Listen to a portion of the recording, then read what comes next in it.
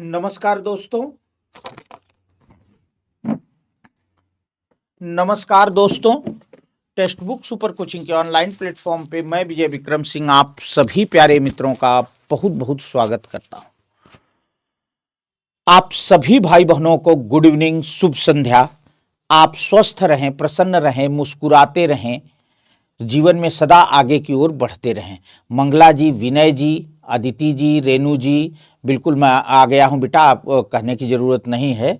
और स्वदेश पाठक जी, सभी भाई बहनों का जो जुड़ रहे हैं, जो जुड़ चुके हैं, सभी का हार्दिक स्वागत है, अभिनंदन है आज की इस कक्षा में। तो चलिए मेरे प्यारे दोस्तों, शुरू करते हैं। कामना जी, निशा जी, रीनू जी, ठीक है। बस हम एकदम अच्छे हैं बेटा, और आप लोग कैसे हो, आप लोग बताओ। चलो तो शुरू करते हैं। सपना जी, मनीष जी, चलिए शुरू करते हैं आज की इस कक्षा को। और जैसा कि आप भाई बहन जान रहे हैं, देखो बेटा, टेक्स्ट बुक सुपर कोचिंग ये आपका दिसंबर का लास्ट चल रहा है, तो डील ना मिलेगी दोबारा सेल लेकर आपके लिए आया है। जी हाँ, डील ना मिलेगी दोबारा, ये सेल आपके लिए है। और इस सेल में अगर आप विजय कोड यूज करते हैं कोई भी कोर्स परचेज करने में, तो आपको जो है यहां बाबू विजय कोड अगर आप यूज करते हैं तो आप जो है यहां बड़े आराम से, बहुत आराम से जो है लगभग 80% तक का, 90% तक का ऑफ पा सकते हैं। जैसे राजस्थान, अब देखो ग्रेड 2 टीजीटी का भी आया है, 12+6 मतलब 18 महीने का सब्सक्रिप्शन है, मात्र 944 रुपए में अगर आप विजय कोड यूज करते हो बाबू, मात्र 944 में राजस्थान टीजीटी ग्रेड 2 का। अगर राजस्थान पीजीटी ना, इसकी देखो बेटा ऑनलाइन क्लास चल रही है ना, ऑनलाइन क्लास चल रही है, बिल्कुल मतलब online in the sense live class, क्षमा करें, लाइव क्लास। तो लाइव क्लास चल रही है बेटा, और आराम से आप मात्र 1079 रुपए में विजय कोड के साथ ये कोर्स परचेज कर सकते हैं। ठीक है, कुछ नहीं करना, लिंक दिया हुआ है, लिंक पर जाइए, अप्लाई कूपन कोड में विजय लिखिए, अप्लाई कर दीजिए, घटा हुआ रेट सामने दिख जाएगा, उसके आगे पेमेंट करके कोर्स ले लीजिए। इसके अलावा अगर आप बिहार एस्टेट और बिहार शिक्षक भर्ती दोनों एक कॉम्बो पैक लेते हैं, तो मात्र 999 में ये आपको विजय कोड के साथ, तो भैया बिहार वाले अब इससे सस्ता नहीं मिलेगा बेटा।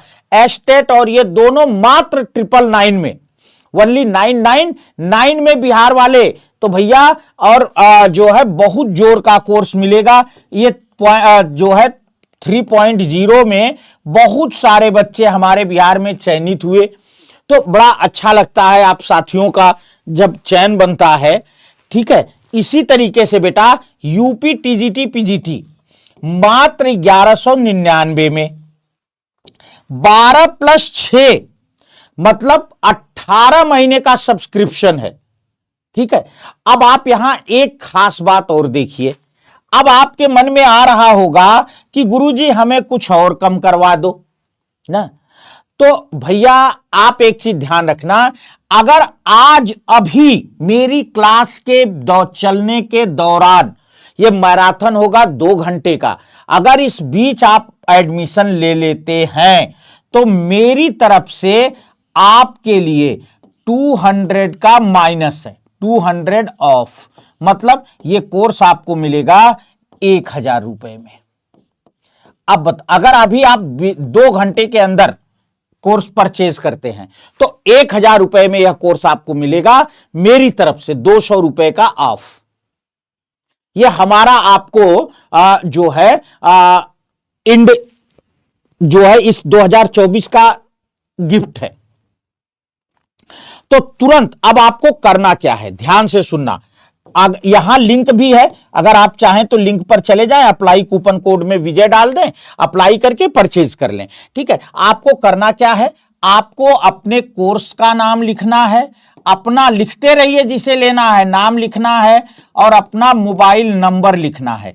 ये तीनों लिख करके हमें जो है 800977 8919 इस पर आपको भेज देना है। ठीक है बेटा, 8009778919 पर आपको भेज देना है। जल्दी करिए। हां, अगर आप कुछ जानकारी चाहते हैं तब आप हमें जो है 6393 38 29 97 इस नंबर पर व्हाट्सएप कर सकते हैं अगर आपको। और ध्यान से सुनना बेटा, उनसे मैं आपको 2 महीने का अधिक सब्सक्रिप्शन दिलवा रहा हूं, 18 महीने का सब्सक्रिप्शन मैं दिलवा रहा हूं आपको। ठीक है, तो सबको नमस्कार। और एक बार मेरे प्यारे साथियों, फिर से जुड़ जाइए हमारे साथ। और लाइव क्लास चल रही है, टोटल लाइव क्लास है। और बच्चे काव्य शास्त्र पढ़ रहे हैं, खूब समझ में आ रहा है, कोई दिक्कत नहीं है। आप अच्छे से हमारे साथ पढ़िए ना, जल्दी से करिए, कोई बात नहीं। देखो बेटा मेरे प्यारे बच्चे, ये तो ऊपर नीचे होता रहता है, गुड़िया पढ़ने से बात करो ना बाबू।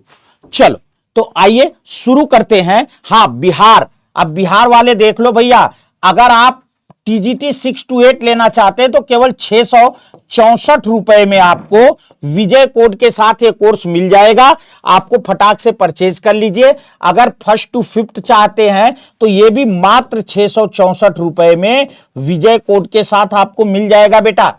अगर आप 9-10 चाहते हैं तो 769 रुपए में विजय कोड के साथ ये कोर्स आपको मिल जाएगा बाबू। ठीक है, और जो है अगर आप 11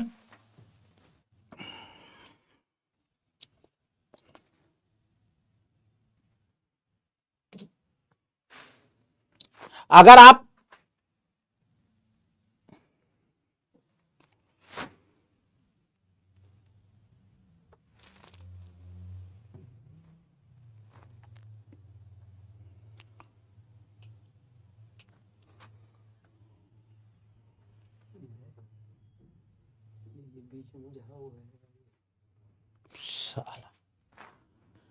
तो अगर आप 9-10 और 11-12 भी इसी रेट में है। अगर आप पीजीटी चाहते हैं तो विजय कोड के साथ केवल 769 रुपए में आपको यह कोर्स मिल जाएगा। तो भैया जो भी कोर्स आप चाहते हैं जल्दी से लीजिए। जो है, आइए आज का पहला क्वेश्चन आपके सामने है। इसका वो नहीं बना है, हम बना लेंगे। मैं देख के क्लियर बना के बताइएगा। इसे हम कर दे रहे हैं 1 2 3 4 ना। हाँ, 1 2 3 4, चलिए, और 5। अब चलिए, अब बताइएगा कि भरत रस सूत्र के व्याख्याकार को उनके जो है सिद्धांतों के साथ सुमेलित कीजिए। जल्दी स्वाति जी, अखिल जी। और 2 घंटे की जोरदार क्लास होगी काव्य शास्त्र पर। बहुत सारे नए प्रश्नों पर हम डिस्कशन करेंगे, अच्छी चीजों पर डिस्कशन करेंगे। मनोज जी को नमस्कार है भैया, सबको नमस्कार है बेटा। बस आज संख्या 400 प्लस जानी चाहिए। सारे साथियों से मेरा यही करबद्ध निवेदन है। ठीक है, अगर आज आप 400 प्लस कर देंगे तो कल फिर मैं आपको एक जोरदार मैराथन दूंगा भाषा विज्ञान पर। पहले आ जाइए। हां, चलिए शुरू करिए। देखो, भट्ट लोलट, भट्ट शंकुक, भट्ट नायक, अभिनव गुप्त, ये चारों क्रम से हैं। भट्ट लोलट, आप जानते हैं भट्ट लोलट ने उत्पत्तिवाद का सिद्धांत दिया है। कहने का मतलब है ए में हमारा उत्तर हो गया 4। शंकुक ने अनुमितिवाद का सिद्धांत दिया है, तो बी का हमारा उत्तर हो गया 3। अभी हम बात करेंगे। भट्ट नायक ने भुक्तिवाद का सिद्धांत दिया है, तो सी में हमारा हो गया डी। और अभिनव गुप्त ने अभिव्यक्तिवाद का सिद्धांत दिया है, तो डी में हमारा हो गया 1।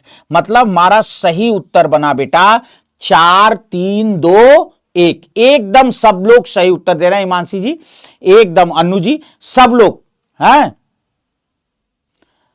बहुत बढ़िया अनीता जी, बहुत बढ़िया बेटा, बहुत बढ़िया, वाह बेटा वाह। हाँ, नहीं, खूबसूरत तो हम भी हैं यार, ऐसा थोड़ी है। सही है, हम भी हैं, क्या हम थोड़ी कम है? चलो, चलिए, तो क्लियर हो गया बेटा। सुभी जी नमस्ते बेटा, अशोक जी नमस्ते भैया, नमस्ते संतोष जी, सबको नमस्ते। हाँ, चलिए एक बात सुनना बेटा, देखो आचार्य भरत ने क्या किया था कि जब नाट्य, अच्छा किस अध्याय में रस सूत्र दिया है जरा ये बताना हमें। आचार्य भरत ने किस अध्याय में रस सूत्र दिया है, जल्दी से बताना, ठीक है। हां,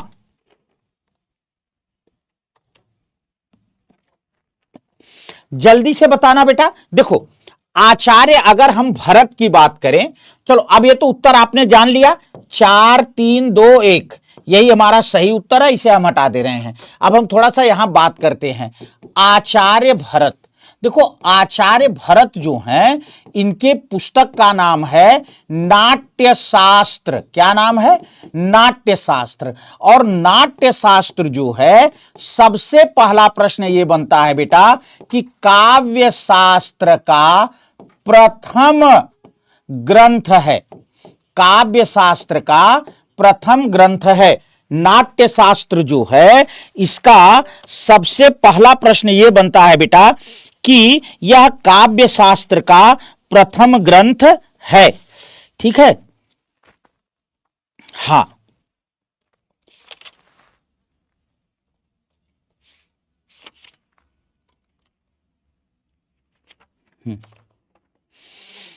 नया पेज लेके,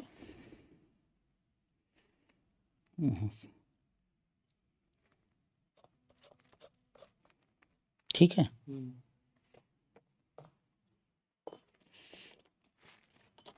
ये पूरा,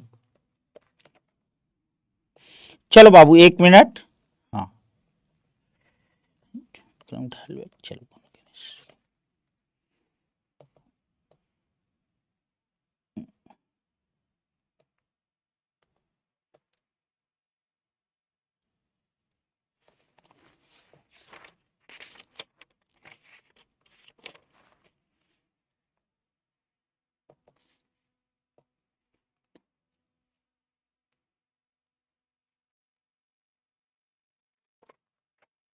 चलो बाबू, काव्य शास्त्र का पहला ग्रंथ है। नाट्य शास्त्र में टोटल 36 अध्याय हैं। कितने अध्याय हैं बेटा? टोटल 36 अध्याय हैं। इन 36 अध्याय में से छठवें अध्याय में, किसमें? छठवें अध्याय में रस सूत्र दिया है। क्या दिया है? रस सूत्र दिया है। क्या? विभावानुभाव व्यभिचारी संयोगाद रस निष्पत्ति ना। अब सुनो बेटा, ब्लू वाला छोड़ के बाकी ग्रीन ग्रीन। तो छठवें अध्याय में रस सूत्र दिया है, ठीक है। अब इस रस सूत्र में इन्होंने लिखा विभावानुभाव व्यभिचारी संयोगाद रस निष्पत्ति। अब यहां सबसे पहला प्रश्न जो बनता है कि रस के प्रथम व्याख्याता, रस के, मैंने कई बार आपको यह प्रश्न कराया भी है बेटा, रस के प्रथम व्याख्याता आचार्य भरत हैं जो है, क्योंकि ये आने पर लोग भट्टलोलट, यही रस की व्याख्या, छठे अध्याय में उन्होंने रस की व्याख्या किया है और उसी व्याख्या के दौरान रस सूत्र दिया है, ठीक है। इस रस सूत्र के प्रथम व्याख्याता भट्टलोलट हैं, जिनके सिद्धांत का नाम उत्पत्तिवाद है। दूसरे भट्ट संकुक हैं, जिनके सिद्धांत का नाम अनुमितिवाद है। और इनका एक प्रश्न और बनता है, चित्र तुरंग दृष्टांत। ये पूछा जाता है बेटा कि किसने चित्र तुरंग दृष्टांत दिया है? भट्ट संकुक ने। फिर उसके बाद भट्ट नायक ने सबसे पहले साधारणीकरण की बात की, साधारणीकरण की अवधारणा दी। और लास्ट में आ गए अभिनव गुप्त। अभिनव गुप्त जो हैं बेटा, ये शैव दर्शन वाले हैं और इन्होंने अभिव्यक्तिवाद दिया। तो इस तरह से आचार्य भरत के रस सूत्र के ये चारों व्याख्याता हुए। रतिपाल जी नमस्ते भैया, जिन्होंने समय समय पर अपने अनुसार रस सूत्र की व्याख्या किया। हाँ, बारिश नहीं हो रही अंश जी आपके यहां? थोड़ा एक आध दिन इंतजार करिए, बारिश आ जाएगी, काम बच जाएगा, एक पानी बच जाएगा। प्रमिला जी नमस्ते बेटा। बात सबको समझ में आ गई? सबको समझ में आ गई बेटा यहां तक? बहुत अच्छा क्वेश्चन है। और कई, हाँ एक बात ध्यान रखिएगा, इस नाट्य शास्त्र को आचार्य भरत ने क्या कहा? पंचम वेद कहा। क्या कहा बेटा? इस नाट्य शास्त्र को आचार्य भरत ने पंचम वेद की संज्ञा दी है। ठीक है, अगला है मूल तत्वों के आधार पर अलंकारों का सर्वप्रथम वैज्ञानिक वर्गीकरण करने वाले आचार्य हैं। जो है वर्गीकरण आज तक मान्य है, मतलब कि मूल तत्वों के आधार पर किसने सबसे पहले अलंकारों का वर्गीकरण किया, और उन्हीं का वर्गीकरण आज तक मान्य हो रहा है। बालकिशन जी नमस्ते भैया। ठीक है, चलो बाबू चलो, एक बार शेयर सब लोग कर देना। हां कंचन जी ये कहां, इससे क्या मतलब है बेटा? बस पढ़ो ना, कहां से क्लास, हम आपके पास ही हैं बस।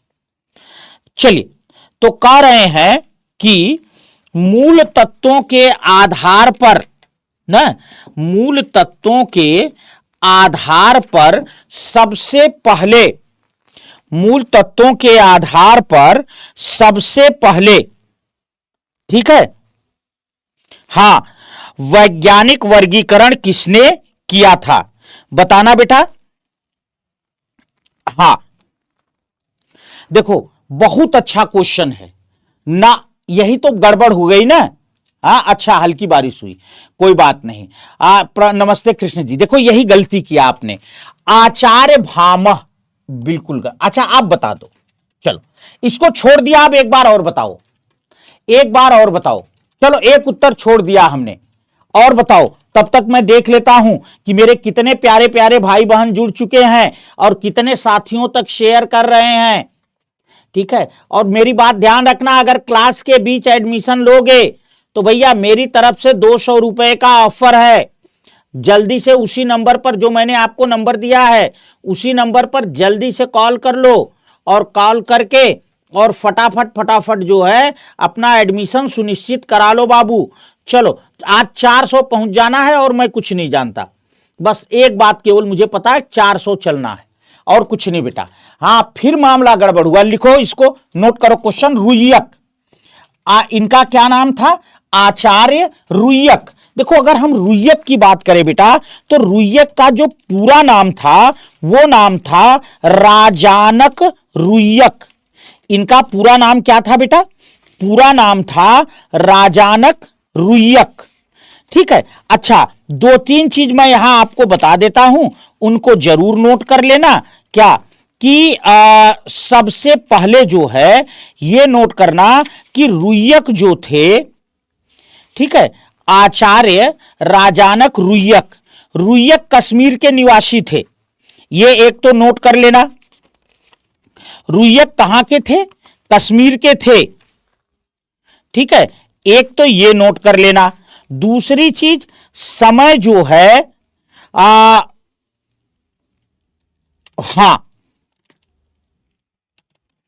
1150 के आसपास है।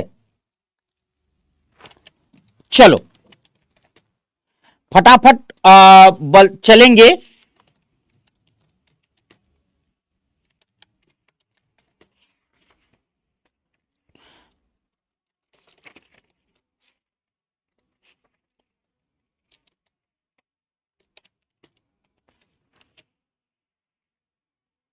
चलो क्या जानते हैं रुय्यक के बारे में, जल्दी जल्दी बता देना बेटा ना। रुय्यक के बारे में जो भी आप जानते हैं, कश्मीर के थे, आगे भी करते रहिए।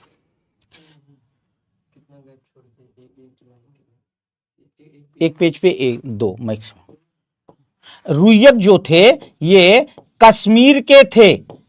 कहां के थे बेटा? अच्छा सुनो, एक बात बताऊं, मैंने आपको काव्य शास्त्र पढ़ाते समय कई बार ये बात बताया भी है कि इसे अच्छे से नोट करो, कौन कहां का था, कौन दक्षिण का था, कौन कश्मीर का था, इसको जरूर नोट करना। ठीक है, और इसके अलावा देखो 1150 के आसपास इनका समय है रुय्यक का। 1150 के आसपास ना, क्योंकि इनको जो है 12वीं सदी का मतलब मध्य माना जाता है, तो 1150 के आसपास हो गया। अच्छा, रुय्यक जो है ये ध्वनिवादी आचार्य हैं। रुय्यक क्या हैं? ध्वनिवादी आचार्य हैं, लेकिन इन्होंने अलंकारों पर भी सबसे अच्छा काम किया है। ठीक है। अच्छा, हाँ, एक बात और, इन्होंने, रुय्यक ने 6 शब्दालंकार, 75 अर्थालंकार, पूरा धूम मचा दिया एकाएक। 6 शब्दालंकार, 75 अर्थालंकार और 75 है ये, 2 उभयालंकार, 2 उभयालंकार, मतलब 75 2 77 77 6 83, टोटल इन्होंने 83 अलंकारों का वर्णन किया है।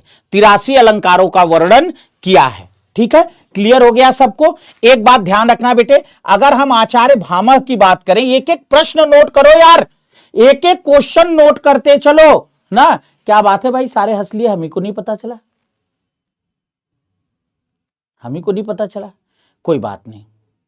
हाँ हाँ, अलंकार, मैं यही देख रहा था इतनी देर से कौन कमेंट करेगा। तो अलंकार सर्वस्व, अलंकार सर्वस्व रुय्यक की रचना है।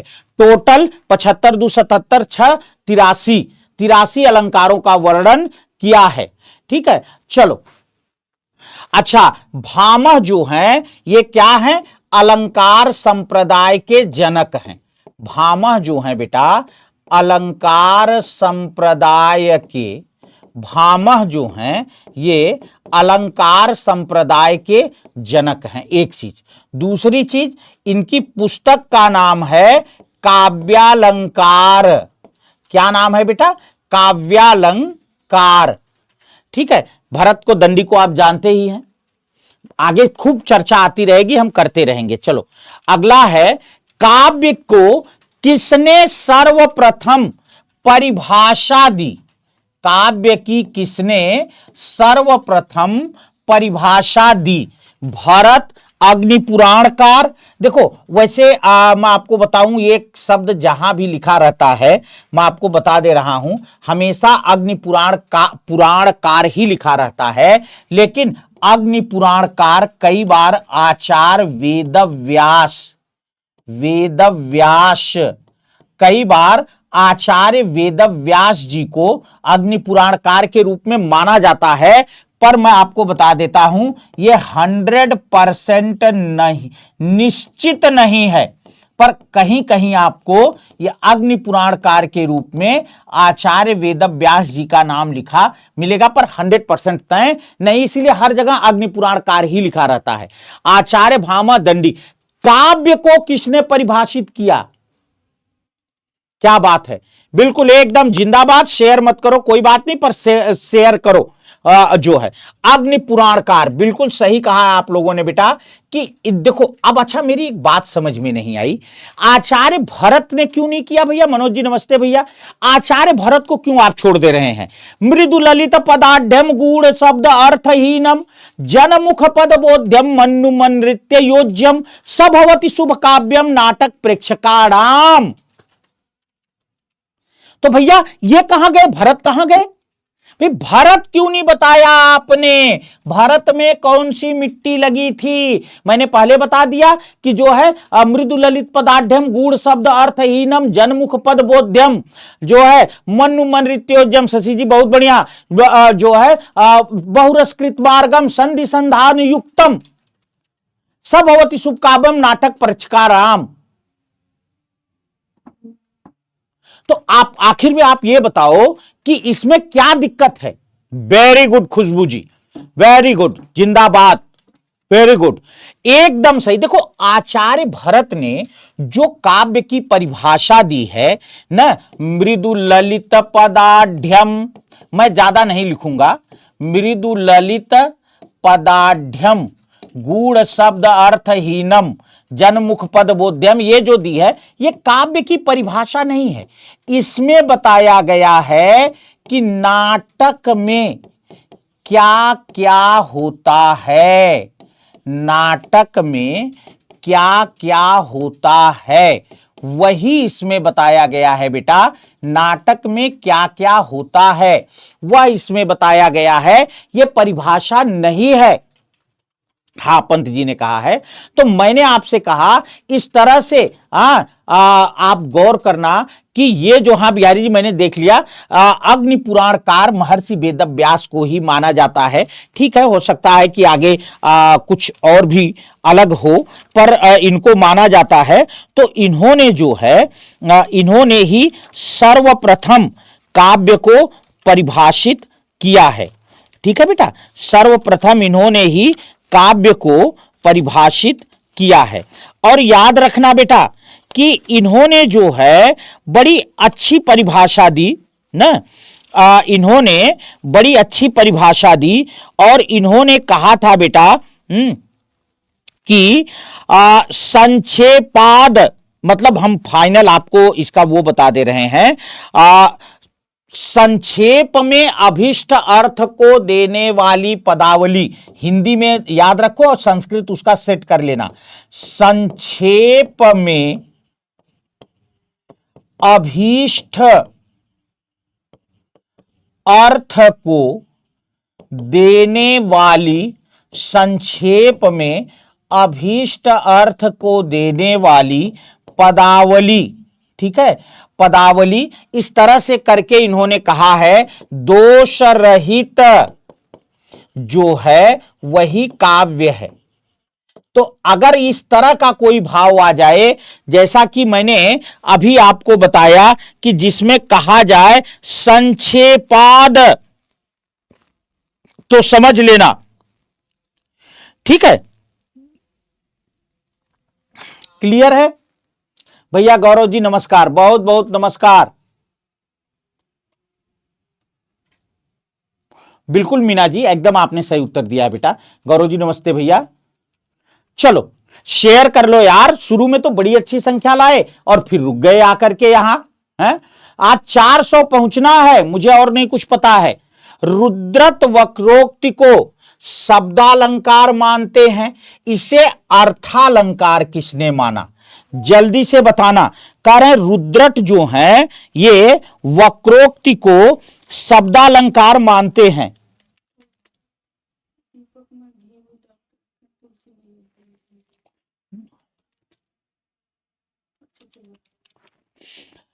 कह रहे हैं कि इसे जो है अर्थालंकार किसने माना? जल्दी से बताना बेटा। हाँ चलिए, अर्थालंकार इसे किसने माना? अरे भैया शेयर कर लो यार, अब तक तो 350 पहुंच लेना था, 28 मिनट हो गया, कर क्या रहे हो? दंडी ने माना है यार, दंडी ने जो है वक्रोक्ति को अर्थालंकार माना है। किसने माना है बेटा? दंडी ने वक्रोक्ति को अर्थालंकार माना है। ठीक है, दंडी का जो समय है 7वीं शताब्दी है, एक बात। दूसरी बात, मैंने बार बार कहा है द से दंडी, द से दक्षिण, तो दंडी जो है दक्षिण भारत के हैं। ठीक है,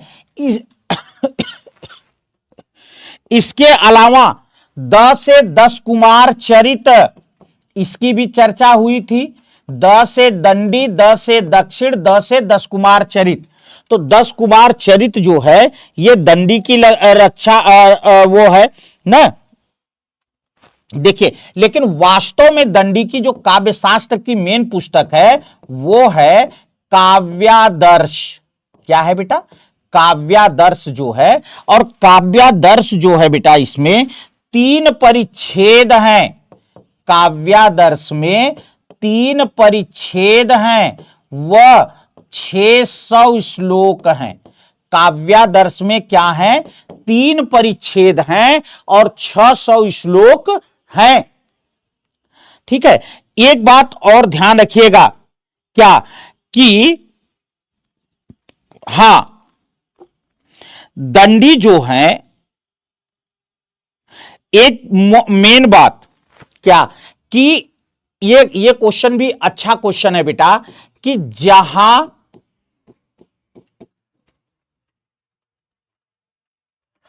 आचार्य भामह ने अलंकारों का मूल, जहां आचार्य भामह ने अलंकारों का मूल किसको माना था बेटा? जो है आचार्य भामह ने अलंकारों का मूल जो है वक्रोक्ति को माना। किसको माना?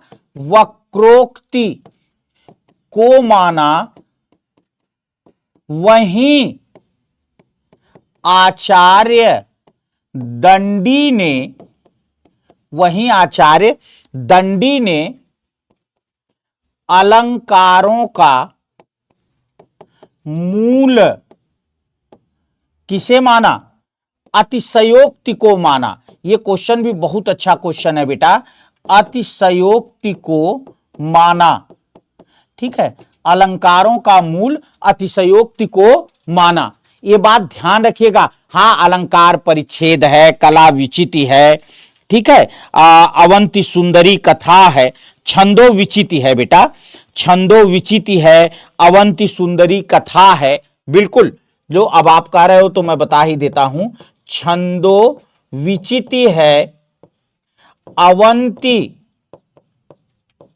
सुंदरी कथा है, छंदो विचिति है, अवंती सुंदरी कथा है। ये सब जो है दंडी की रचनाएं हैं। दक्षिण भारत के थे दंडी, 7वीं शताब्दी के थे।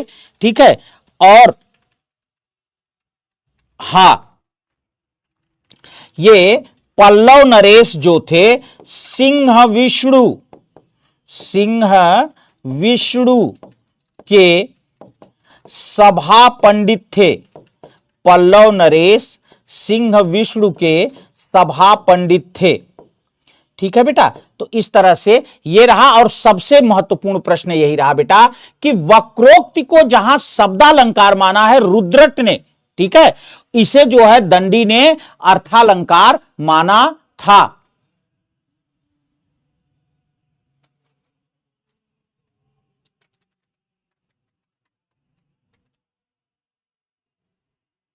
बहुत बढ़िया गायत्री जी, पढ़ते रहो बेटा, पढ़ते रहो, काम बन जाएगा।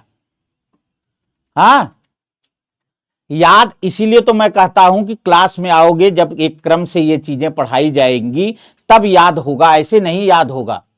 बहुत बढ़िया निशांत जी, बहुत बढ़िया निशांत जी, बहुत बढ़िया।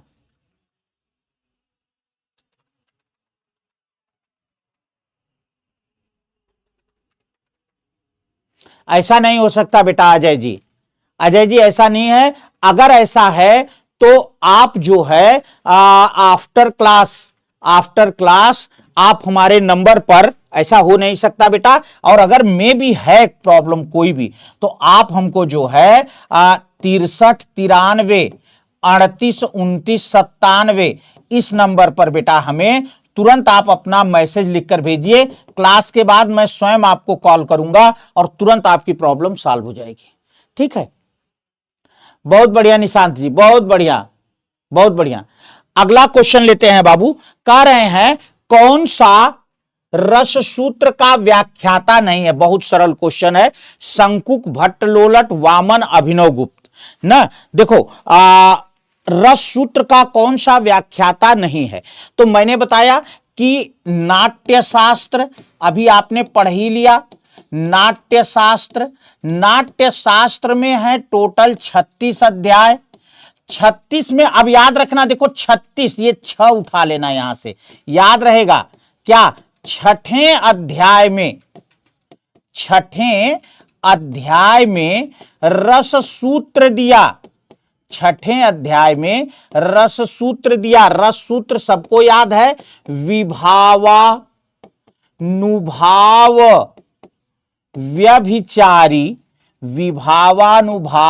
व्यभिचारी संयोगाद रस निष्पत्ति है। ये इन्होंने भरत ने सूत्र दिया। इस सूत्र को लेकर 4 लोगों ने इसकी व्याख्या की। सबसे पहले आए बेटा भट्ट लोलट, फिर दूसरे नंबर पर आए भट्ट शंकुक, फिर तीसरे नंबर पर आए भट्ट नायक, और फिर चौथे नंबर पर आए अभिनव गुप्त। इस तरह से इन्हीं 4 लोगों ने रस सूत्र की व्याख्या की थी। इसमें एक बात और ध्यान रखना बेटा, राधे राधे भैया अभिशिरा जी, वामन जो हैं बेटा ये रीति संप्रदाय के जनक हैं। रीति संप्रदाय के वामन क्या है? रीति संप्रदाय के जनक हैं। एक पॉइंट। दूसरी पॉइंट, वामन ने सर्वप्रथम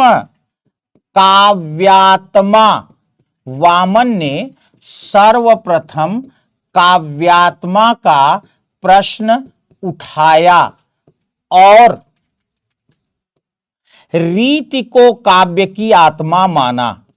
रीति को काव्य की आत्मा माना।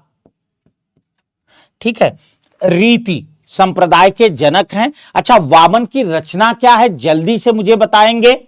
वामन की, बिल्कुल खुशबू जी आपका भी चयन हो जाएगा, बिल्कुल हो जाएगा बाबू। चलिए, वामन की रचना क्या है ना, जल्दी से बताना। हां, वामन रीति संप्रदाय। अब वामन की रचना आप जल्दी से कमेंट करेंगे। देखो, अभिनव गुप्त ने 2 रचना लिखी है मेन। एक तो इनकी रचना है अभिनव भारती, सुन लेना ध्यान से। ये जो है नाट्य शास्त्र की टीका है। ये क्या है बेटा? अभिनव भारती जो है ये नाट्य शास्त्र की टीका है। दूसरा इन्होंने जो लिखा है अभिनव गुप्त ने, वो लिखा है ध्वन्यावलोक लोचन। ध्वन्यावलोक लोचन, ये जो है बेटा ध्वन्यावलोक की, यह जो है ध्वन्यावलोक की टीका है। तो इस तरीके से अभिनव गुप्त अलंकार सूत्रवृत्ति, काव्यालंकार सूत्रवृत्ति ना, अलंकार नहीं काव्यालंकार, ठीक है, हाँ काव्यालंकार सूत्र वृत्ति। चलिए, ठीक है, हाँ काव्यालंकार सूत्र वृत्ति। अगला है बेटा, इसमें ध्यान रखना कि जो है सूत्र भी है वृत्ति भी है। सूत्र भी है वृत्ति भी है। सूत्र मतलब कि उसमें संक्षेप में बात का, और वृत्ति मतलब उसका विस्तार, उसकी टीका भी है। बिल्कुल राजू जी, बहुत बहुत धन्यवाद, बहुत बहुत धन्यवाद बेटा। ठीक है, चलिए अगला क्वेश्चन लेते हैं बाबू। भरत मुनि के अनुसार काव्य में कुल कितने गुण होते हैं? कह रहे हैं कि आचार्य भरत ने काव्य में कुल कितने गुण माने हैं? फटाफट बताना बेटा। आचार्य भरत ने काव्य में कुल कितने गुण माने हैं? चलिए,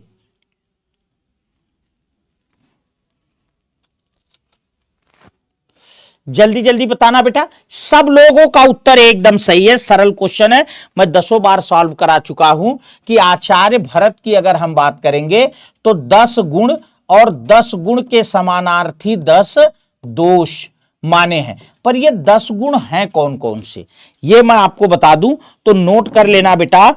श्लेष, प्रसाद, समता, समाधि, क्या हो गया? श्लेष, प्रसाद, समता, समाधि, माधुर्य। श्लेष, प्रसाद, समता, समाधि, माधुर्य, 2 2 4 1 5 हो गया माधुर्य तक। फिर उसके बाद है ओज, पद, सुकुमारता, अर्थ, शक्ति, 8। ओज, पद, सुकुमारता, ओज, पद सुकुमारता, अर्थ शक्ति, ठीक है, ओज, पद सुकुमारता, अर्थ शक्ति और उदारता और कांति। 10 हो गए, उदारता, उदारता और कांति। तो याद रखना बेटा कि आचार्य भरत ने यही 10 गुण माने हैं। श्लेष, प्रसाद, समता, समाधि, माधुर्य, ओज, पद सुकुमारता, अर्थ शक्ति, उदारता और कांति। हाँ नमस्ते भैया देवेंद्र जी, नमस्कार। चलो शेयर करते रहो बेटा, ठीक है। चलो अच्छा, एक बात ध्यान रखना, 3 गुण की बात सबसे पहले आचार्य भामह ने की थी। किसने की थी? 3 गुण की बात सबसे पहले आचार्य भामह ने की थी। बाद में तो लगभग सभी लोगों ने 3 ही गुण माने हैं, बाद में सभी लोगों ने लगभग 3 ही गुण माने हैं, पर 3 गुण की जो सबसे पहले बात की थी बेटा, वो बात की थी आचार्य भामह ने, ठीक है। चलिए देखिए, आनंदवर्धन, आनंदवर्धन, अभिनवगुप्त और मम्मट, इन लोगों ने 3 ही गुण का सिद्धांत दिया है। आनंदवर्धन, अभिनवगुप्त और मम्मट, इन लोगों ने बेटा, हाँ ठीक है, बता देंगे कि रस के देवता कौन है। तो इसमें जो है ये 3 ही गुण इन लोगों ने, आनंदवर्धन, अभिनवगुप्त, मम्मट, इन लोगों ने 3 गुण का सिद्धांत दिया है, ठीक है बेटा। चलो हाँ बिल्कुल सही है उत्तर आपका। वामन ने 20 गुण की बात कही है, 10 शब्द गुण, 10 अर्थ गुण, ठीक है। भोजराज ने 24 पहुंचा दिया था संख्या। चलो किसी दिन और प्रश्नों पर चर्चा करते समय हम इसकी चर्चा करेंगे, ठीक है बेटा।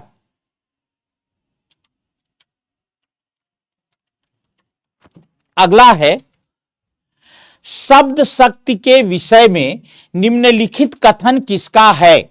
अभिधा उत्तम काव्य है, बहुत सरल है, मध्य लक्षणाहीन और अधम व्यंजना रस विरस, उल्टी कहत नवीन। अब तक कितनी देर में 350 पहुंच जाते थे, रोज 350 पहुंच जाते थे इतनी देर में ना। अभिधा उत्तम काव्य है, मध्य लक्षणाहीन, अधम व्यंजना रस विरस, उल्टी कहत नवीन। केशव, भिखारीदास, देव, चिंतामणि, सब लोग अच्छी तरह से जानते हैं, एकदम सरल है। देव कवि, देव कहां के थे? इटावा के थे। देव कहां के थे?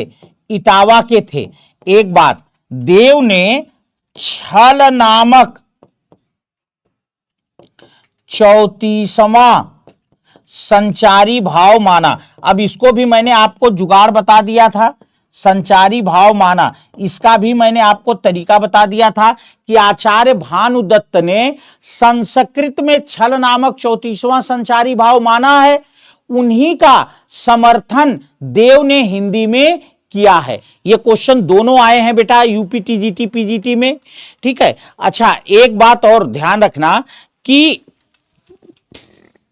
आचार्य देव जो हैं इन्होंने सर्वाधिक रचनाएं की। तो अगर विलास मिल जाए कहीं भी तो समझ लेना कि अगर बिल्कुल टिक लगाना हो तो देव का लगाना, क्योंकि भाव विलास, भवानी विलास, सुंदरी विलास, जाति विलास, वृक्ष विलास, पावस विलास, और हो सकता है मैं कुछ भूल भी रहा हूं ना, कुछ भूल भी, तो इतने देव ने जो है विलास नामक ग्रंथ बहुत लिखे हैं। इसलिए ध्यान रखना अगर विलास किसी ग्रंथ में लगा है तो ज्यादा चांस है कि वो महाकवि देव की रचना है।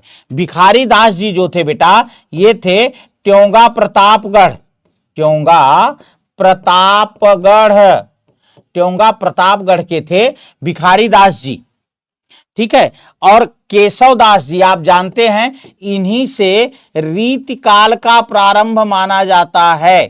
केशवदास जी से रीतिकाल का प्रारंभ, केशवदास से रीतिकाल का प्रारंभ माना जाता है। चिंतामणि से रीतिकाल का प्रारंभ, रीतिकाल का प्रारंभ आचार्य शुक्ल ने माना है। रीतिकाल का प्रारंभ किसने माना है? आचार्य शुक्ल ने माना है। क्लियर है? हां। अगला है बाबू, देखो ध्यान रखना भाई, तुरंत ध्यान रखो, ये नंबर है हमारा, और अभी क्लास चलते बीच इस नंबर पर जल्दी से व्हाट्सएप करो और फटाफट जो है अपना कंप्लीट लाइव बैच फिक्स करो। 12 + 16, 12 + 6, 18 माह का सब्सक्रिप्शन मात्र 1000 में। ठीक है, तो जल्दी करो, क्लास के बाद ये ऑफर नहीं मिलने वाला, तो क्लास चलते तक। हाँ, कठिन काव्य का प्रेत कहा गया है। बाकी बेटा देखो, नोट्स बाइलिंगुअल की जो मॉक टेस्ट सब आपको मिलेगा। तो जल्दी से इस नंबर पर हमें व्हाट्सएप करो या कॉल करो। अगला है, काव्य गुणों के प्रतिष्ठापक आचार्य हैं रुद्रट, दंडी, वामन, अप्पय दीक्षित। अब देखूं मैं कौन कौन बता सकता है जल्दी से। काव्य गुणों के प्रतिष्ठापक आचार्य हैं ना। हाँ अखिलेश जी, आज 400 पार करना है बाबू, बस मैं इतना जानता हूं और मुझे कुछ नहीं पता, जल्दी से बताना। कह रहे हैं कि काव्य गुणों के प्रतिष्ठापक आचार्य हैं। देखो वैसे काव्य गुणों की चर्चा तो आचार्य भरत के समय से ही प्रारंभ हो गई थी ना। आचार्य के भरत के समय से ही प्रारंभ हो गई थी, लेकिन काव्य गुण को प्रतिष्ठित करने का काम किसने किया है? जल्दी से बताना बेटा। कल हमने आप लोगों को जो बच्चे ऐप वाले हैं उनको खूब अच्छे से ये बात बताया था। अरे वाह क्या बात है, बिल्कुल सही उत्तर। काव्य गुणों को वामन ने प्रतिष्ठित किया है। किसने प्रतिष्ठित किया है? वामन ने। एक्चुअली देखो मैं आपको बताऊं, माजरा क्या था कि आरंभ में गुण एवं अलंकार को, आरंभ में गुण एवं अलंकार को एक ही माना जाता था। आरंभ में गुण एवं अलंकार को एक ही माना जाता था ना। और यही नहीं, दोनों ही काव्य के सौंदर्य विधायक धर्म हैं। दोनों ही काव्य के सौंदर्य विधायक धर्म है, यह माना गया था। ठीक है, बाद में वामन ने क्या किया? इन्होंने कहा गुण ही काव्य का सौंदर्य, गुण ही काव्य का सौंदर्य विधायक धर्म है। गुण ही काव्य का सौंदर्य विधायक धर्म है, अलंकार उसका सहयोगी है। देखो मैं आपको आपकी भाषा में, सरल भाषा में समझा रहा हूं। अलंकार उसका सहयोगी है। जैसे मैं मान लीजिए आपको एक बहुत सिंपल सा उदाहरण दे रहा हूं और उस उदाहरण से बात आपको ज्यादा स्पष्ट हो जाएगी भैया। कि मान लीजिए आपसे कहा गया, मान लीजिए कोई स्त्री है, वो खूब तैयार होकर के बन ठन के जा रही है। अब सुनना, मान लीजिए आपके सामने से गुजरी, आपने कहा ये बहन रुकना जरा, रुक गई, बोले जी बहन जी बताइए। आपने कहा बहन जी एक काम करो, आपने ये जो सफेद पीले रंग की साड़ी पर लाल रंग की बिंदी लगा रखी है, ध्यान से मेरी बात सुनना तब मजा आएगा, तब लगेगा बाद में कहोगे हाँ यार गुरुजी गजब समझाया। तो उन्होंने, मान लो आपने कहा कि बहन ये पीले रंग की साड़ी पर आपने जो लाल रंग की बिंदी लगा रखी है ये अच्छी नहीं लग रही, ये लो हम दे रहे हैं पीले रंग की बिंदी लगा लो। और उसने लाल वाली बिंदी हटाकर पीली बिंदी लगा ली और पीली बिंदी लगाते ही उसकी सुंदरता और बढ़ गई। तो अब सुनो क्या कहा मैंने कहा जो महिला का सौंदर्य है ना, महिला का जो अभी मैंने कहानी बताया आपको, जो महिला का सौंदर्य है वो क्या है, वह गुण है। और अभी जो मैंने आपको बताया कि भाई पीली बिंदी लगा लो सुंदरता और बढ़ जाएगी, तो ये सुंदरता अलंकार है। अब इससे सरल कोई आपको समझा नहीं सकता, इससे सरल कोई नहीं समझा सकता बेटा आपको। जो मैंने आपसे बताया कि सबसे सरल मान लीजिए कि भाई कोई महिला मेकअप करके खूब सुंदर सज धज के जा रही है, वो गुण है। अब आपने कहा कि नहीं ये पीली साड़ी पर लाल बिंदी बहन जी अच्छी नहीं लग रही, लो ये पीली बिंदी लगा लो, क्या गजब लगोगी ना। अब आपने क्या किया कि उन्होंने लाल बिंदी हटा के पीली बिंदी लगा ली और सुंदरता और बढ़ गई। तो ये पीली बिंदी जिसने क्या किया, उसके सौंदर्य को और बढ़ाया, वो अलंकार है। लेकिन उसका मूल सौंदर्य जो है वो गुण है ना। हमने कहां बढ़ा दिया, हमने अब कहां बढ़ा दिया ना। तो ये बात समझ में आ गई बेटा। चलो, तो काव्य गुणों को, क्योंकि इसके पहले गुण जो है वो अलंकार का ही रूप थे। अब जैसे देखो मैं आपको बताऊं, दंडी ने कहा ना कि काव्य शोभा करान धर्मान लंकारान प्रचक्षते ना। अब यहां अगर आप देखो, ये जो दंडी साहब हैं, दंडी क्या कह रहे हैं, ये कह रहे हैं काव्य शोभा करान, काव्य शोभा करान धर्मान अलंकारान है, अलंकारान प्रचक्षते। अब इसमें दंडी कह रहे हैं कि काव्य का शोभा विधायक धर्म अलंकार है, तो इनके कहने का मतलब है गुण भी साथ है ना।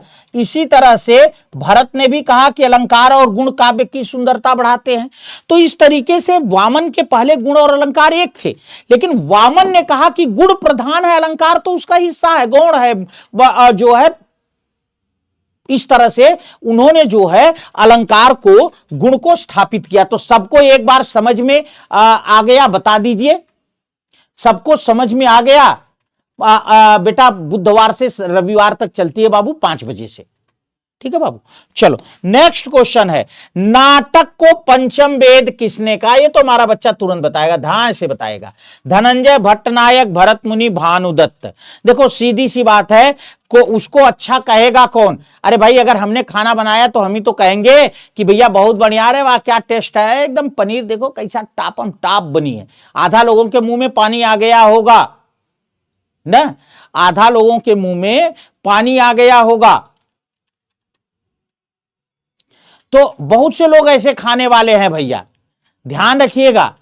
हां, तो भरत मुनि ने, अच्छा देखो इन्होंने जो है किस वेद से क्या लिया, कल भी आपने कमेंट किया था हमें, एक बार फिर से कमेंट कर देना बाबू कि किस वेद से क्या लिया। तब तक मैं वेदों के नाम लिखता हूं, आप कमेंट करो।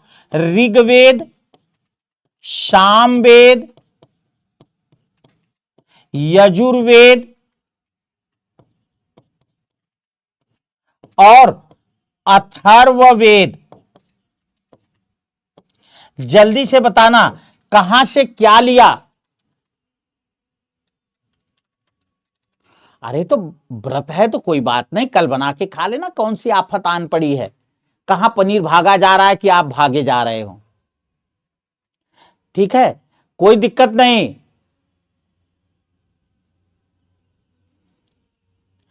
हां, ऋग्वेद से पाठ लिया, बिल्कुल, चलो मैंने मान लिया। ऋग्वेद से पाठ लिया, सामवेद से संगीत लिया, चलो ऋग्वेद से पाठ लिया, सामवेद से गान लिया या संगीत लिया, हां ठीक है। और यजुर्वेद से अभिनय लिया, यजुर्वेद से अभिनय लिया और ऋग्वेद से रस लिया, अरे सॉरी अथर्ववेद से, अथर्ववेद से रस लिया। तो इस तरह से 4 वेदों से 4 तत्व लेकर पंचम वेद के रूप में क्या किया, पंचम वेद के रूप में नाट्य शास्त्र लिखा। पंचम वेद के रूप में नाट्य शास्त्र, पंचम वेद के रूप में नाट्य शास्त्र लिखा। ठीक है बेटा, सबको क्लियर हो गया? आज 400 पहुंचना है बाबू, बस अगला क्वेश्चन चलते हैं बेटा। ठीक है, कह रहे हैं निम्नलिखित में से किस आचार्य ने अलंकार को काव्य की आत्मा मानकर रस का महत्व गौण कर दिया था? भामा, वामन, विश्वनाथ, आनंदवर्धन, जल्दी बताना ना। किस आचार्य ने जो है रस को काव्य की आत्मा मानकर अलंकार का स्थान गौण कर दिया था? उत्तर थोड़ा सा सोच कर दोगे तो जरूर दे दोगे, मुझे पता है बेटा। जरा सा सोच कर अगर मेरा बच्चा उत्तर देगा तो दे देगा। ठीक है,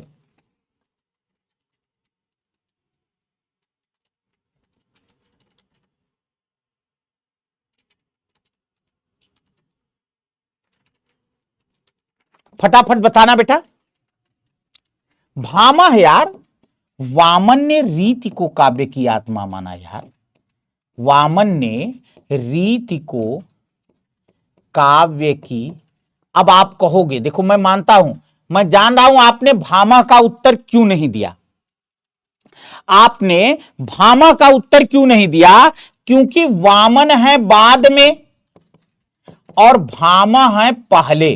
तो आपने सोचा होगा कि भाई सबसे पहले काव्यात्मा का प्रश्न वामन ने उठाया था ना, सबसे पहले काव्यात्मा का प्रश्न वामन ने उठाया था, तो भामा कैसे आ गए? ये स्वाभाविक जिज्ञासा है और जरूरी भी है। तो ध्यान रखना, वामन ने काव्यात्मा शब्द का प्रयोग किया था ना।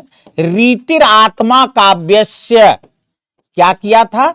काव्यात्मा शब्द का प्रयोग किया था और इस तरह से रीतिर आत्मा काव्यस्य कहा था। लेकिन हां, भामा ने ही तो दिया था। लेकिन उससे पहले भी लोगों ने अपने अपने संप्रदाय को काव्य की आत्मा की बात की थी।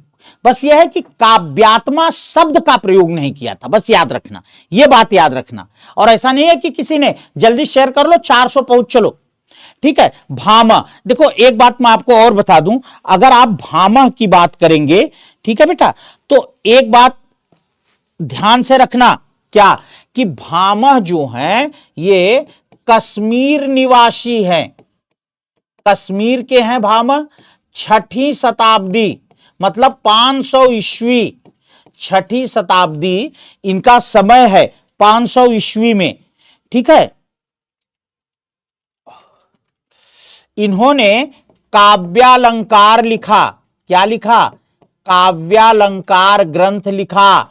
और ये काव्यालंकार जो है बेटा, ये अलंकार, सुन लो, अलंकार शास्त्र की प्रथम स्वतंत्र पुस्तक है।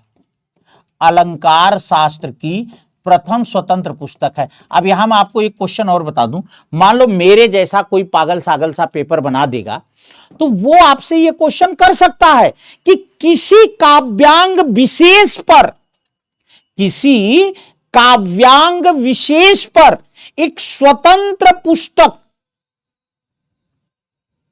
न, किसी का, बिल्कुल बेटा वंदना जी धन्यवाद, कह रहे हैं कि किसी, हाँ तो अच्छा तब सही है, सब यही बोले थे तब सही है। तो मैंने कहा कि किसी काव्यांग विशेष पर कोई स्वतंत्र पुस्तक पहली बार आचार्य भरत भामा ने लिखी थी। यह भी पूछा जा सकता है कि क्यों? क्योंकि इससे पहले काव्य शास्त्र लिखा था आचार्य भरत, नाट्य शास्त्र, उसमें सबका वर्णन है ना। लेकिन नाट्य शास्त्र में रस को प्रधानता दी गई है और भामा ने रस के स्थान पर जो है अलंकार को महत्वपूर्ण माना। और यह बात याद रखिएगा।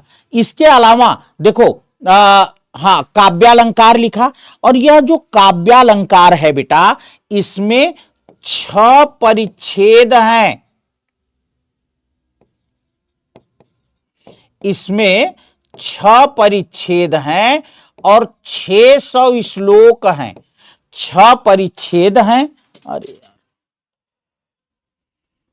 कलम ही भाग जा रही है।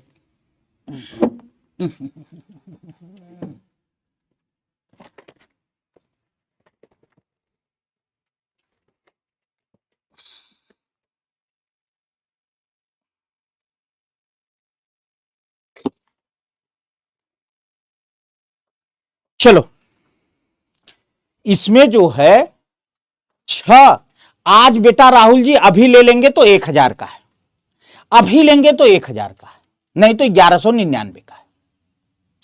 जल्दी शेयर करो, 400 पहुंचना और मैं कुछ नहीं जानता। 6 परिच्छेद हैं और 600 सॉरी 600 नहीं यार, 400। 6 परिच्छेद हैं और 400 श्लोक हैं। हां, एक बात ध्यान रखना, क्या कि इन्होंने, भामह ने जो है 2 शब्दालंकार और 36 अर्थालंकार, 2 शब्दालंकार और 36 अर्थालंकार का वर्णन किया है। भामह ने 2 शब्दालंकार और 36 अर्थालंकार का वर्णन किया है, तो 38 का जो है 38 अलंकारों का वर्णन है। अगला क्वेश्चन लेते हैं बाबू। जहां बिना कारण के कार्य की संभावना हो, कौन सा अलंकार होता है? बता देना बेटा। विभावना, निदर्शना, असंगत, अर्थांतर, न्यास। देखो, बहुत सरल क्वेश्चन है, सभी साथी जानते हैं, इसलिए मैं बहुत ज्यादा समय नहीं लूंगा ना। सीधी सी बात है, विभावना ना, बिना कारण के कार्य होना, और विभावना का उल्टा अलंकार कौन सा होता है? आप जल्दी से हमें कमेंट में बताएंगे। विभावना का उल्टा मतलब कारण रहने पर भी कार्य न होना, वो कौन सा अलंकार होता है? आप मुझे जल्दी से बताएंगे। विभावना, जैसे बिना कारण के, जैसे मैंने बार बार उदाहरण दिया है, नाच अचानक ही उठे बिन पावस बन मोर। नाच अचानक ही उठे बिन पावस बन मोर, ये जो है बेटा विभावना है, क्योंकि नाच बिना वर्षा के मोर का नाचना विभावना है। विशेषोक्ति, वेरी गुड, बहुत अच्छा, जिंदाबाद जिंदाबाद। विशेषोक्ति, विशेषोक्ति अलंकार होता है बेटा, जैसे जल बिच मीन पियासी, जल बिच मीन पियासी, जल बिच मीन पियासी, मोहि सुनी सुनी आवे हांसी। मतलब कारण है पर कार्य नहीं है। भाई पानी है पर मछली प्यासी है ना, तो विशेषोक्ति अलंकार है।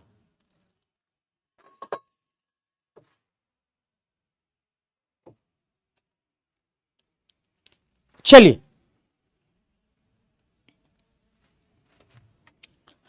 कौन सा रस का अवयव नहीं है?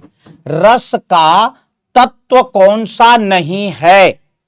ठीक है, भाव, विभाव, अनुभाव, संचारी भाव, रस का कौन सा अवयव नहीं है? कौन सा रस का तत्व नहीं है? भाव, विभाव, अनुभाव और संचारी भाव। जल्दी से बताना बेटा, फटाफट बताना। देखो, अब वो क्या नाम है, रीना जी कह रहे हैं सर मछली मरी रही होगी। कराऊंगा, अलंकार करवा दूंगा किसी दिन। 400 आज पहुंचाओ तो आगे की बात करूंगा, उससे पहले नहीं। मुनेश्वर जी नमस्कार। चलो, हां,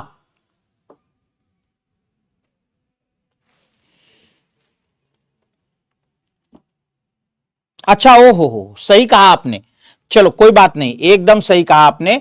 इसमें कहा गया 400 श्लोक नहीं, 400 पद्य हैं, 400 पद्य हैं। अभी आपने कहा तो मुझे ध्यान आ गया, 400 पद्य हैं और 4000 श्लोक हैं। बिल्कुल बेटा, जिसने भी कमेंट किया आपको बहुत बहुत धन्यवाद। 400 पद्य हैं और 4000 श्लोक हैं। पद्य और श्लोक अलग अलग होता है, ध्यान रखना। 400 पद्य हैं और 4000 श्लोक हैं। अगला है बेटा, ये तो हो गया। ये बताना, देखो आप जानते हैं कि अगर रस के अवयव की बात करें तो रस के अवयव हैं विभाव, रस के अवयव हैं विभाव, अनुभाव, संचारी भाव और अस्थाई भाव। विभाव, अनुभाव, संचारी भाव और अस्थाई भाव, ये 4 रस के अवयव हैं। याद रहेगा, अवयव 4, तो रस के अवयव कितने हैं? 4 हैं, तो भाव नहीं है। ठीक है बेटा। प्रियंका जी नमस्कार, काफी लेट आए पर कोई बात नहीं। अगला है, भरत ने काव्य दोषों की संख्या कितनी मानी है? 8, 9, 5, 10। कह रहे हैं कि भरत ने काव्य दोषों की संख्या कितनी मानी है। तो ध्यान रखना बेटा कि मैंने आप लोगों को बताया भी है कि जैसे 10 गुण माने हैं, उसी 10 गुण के आधार पर ही उन्होंने, भरत ने 10 दोष भी माने हैं। 10 गुण के समानार्थी आचार्य भरत ने बेटा 10 दोष भी माने हैं। ठीक है, देखो कौन कौन से हैं ये, हट जाओ। ये हैं गूढ़ार्थ, जिसको आप क्लिष्टत्व दोष कहते हैं। गूढ़ार्थ है, अर्थांतर है,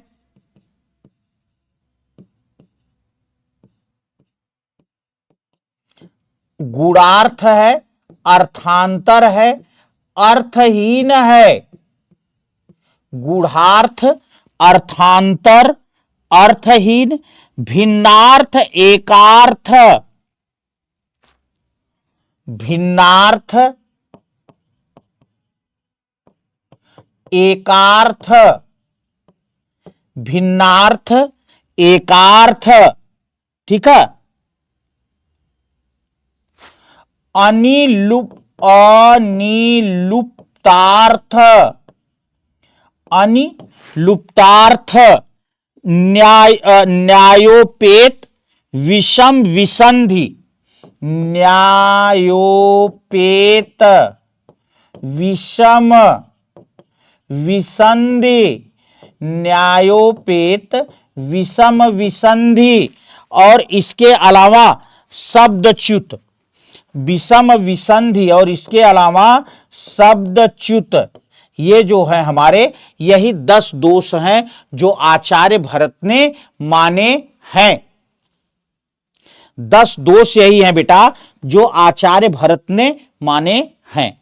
चलो अगला है बाबू, रस की प्रस्तुति के लिए तद्रूपतानुसंधान शब्द का प्रयोग किस आचार्य ने किया है?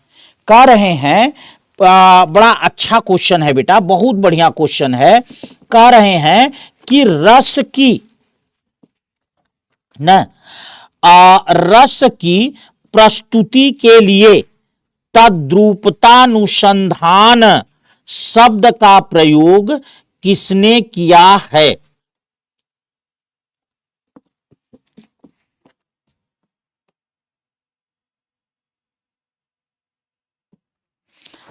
बताना।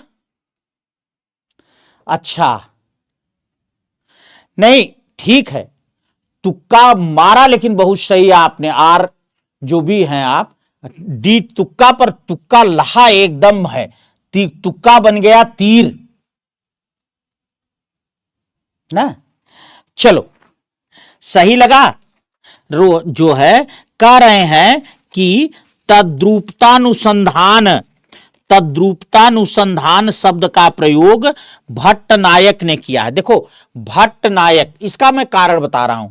तद्रूपतानुसंधान, इसमें है क्या? देखो भट्ट नायक जो है, जब इसका प्रश्न उठता है कि रस की मूल स्थिति किसमें होती है, क्या रस की मूल स्थिति पाठक दर्शक या श्रोता में होती है, या रस की मूल स्थिति जो है वो अभिनेता में होती है, या रस की मूल स्थिति मुख्य पात्र में होती है, इनमें से रस की मूल स्थिति किसमें होती है, तब ये वहां तद्रूपतानुसंधान शब्द का प्रयोग करते हैं।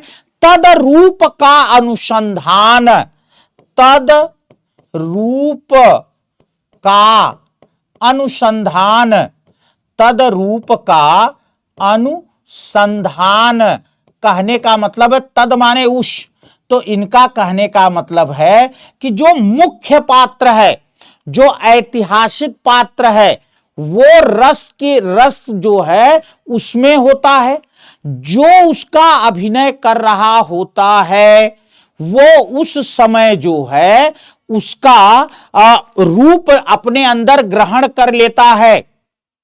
हाँ भैया, टीजीटी लेवल ही है भैया किरण जी, टीजीटी लेवल ही है, ठीक है। और फिर उसी रूप का आस्वादन पाठक दर्शक या श्रोता को होता है। अब देखो मैं आपको एक बहुत सुंदर उदाहरण बताऊं। इस समय मेरठ भट्ट लोलट तो जो है भट्टनायक है बेटा, ठीक है, भट्टनायक ही है बाबू।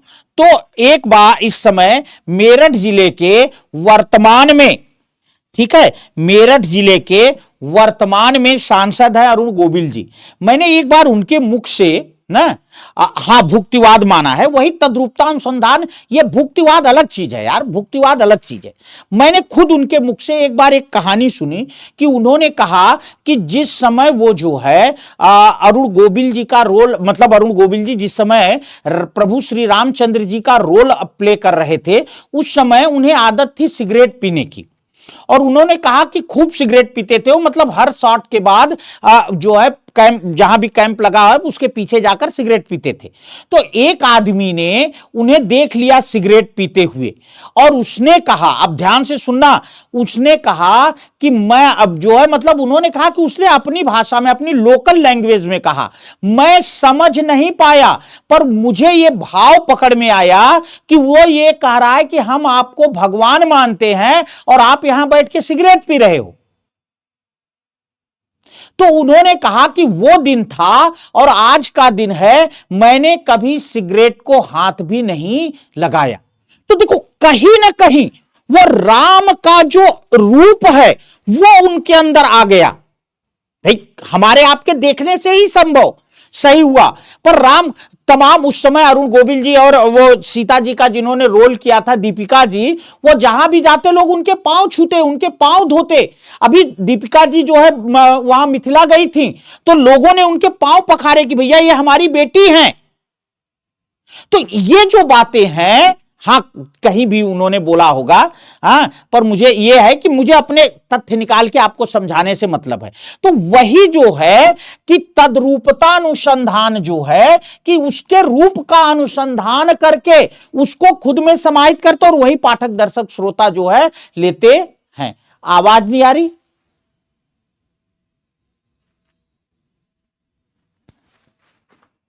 नहीं यार, आवाज आ रही?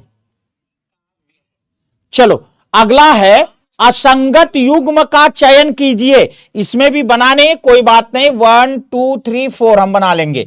चंद्रालोक, ध्वन्यावलोक लोचन, काव्य कौस्तुभ विवरण अच्छा ग्रंथ है, तंत्रालोक दोनों अच्छा ग्रंथ है, ठीक है। जल्दी से बताना चंद्रालोक किसने लिखा। देखो सरल से शुरू करो, ऐसे प्रश्नों में सरल से शुरू किया करो।